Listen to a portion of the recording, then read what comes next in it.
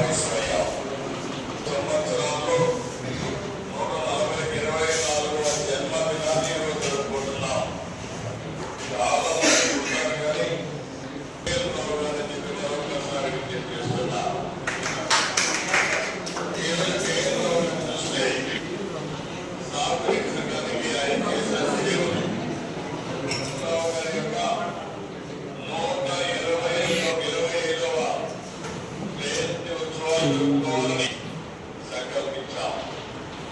ఇక్కడ నుండి ఇంజనీరింగ్ నిపుణులు కానీ సాగునీటి సంఘంలో పనిచేసే రైతు సోదరి సోదరులు కానీ అందరూ కూడా దీనిపైన చర్చ చేయాల్సిన అవసరం ఉంది. చర్చ చేసి దీన్ని లాగిన కృష్ణమ్మ చర్చకు తెచ్చిన సందర్భంగా నిర్ణయం రిలీజ్ చేసి ఈరోజు చాలా ఆరోగ్య కార్యక్రమానికి కూడా శ్రీకారం చుట్టాం. ఇది నా మనసుకు దగ్గరుండే కార్యక్రమం. అలాంటి భవిష్య కార్యక్రమాన్ని ఈరోజు మనం ప్రారంభించుకున్నాం. కృష్ణా డెల్టా నాకు ఒక అనుభవం ఉంది. నేను ముఖ్యమంత్రిగా ఇక్కడికి వస్తే నీళ్ళు వచ్చేది కాదు.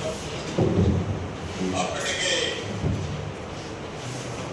శ్రీశైలం కానీ నాటి ఈ ఆగస్టు సెప్టెంబర్లో పంట వేయడం, అదే సమయంలో తుఫాను బాధిత పడడం, ధాన్యానికి వదలేమంటే బాధలు తిరగపోయినా పర్వాలేదు కానీ ఆ రైతులకు నష్టం జరగకూడదని కోరిపించాలని కూడా నేను తెలియజేస్తున్నాను. అలాంటి జ్ఞాపకాలు నా మనసులో ఉన్నాయి.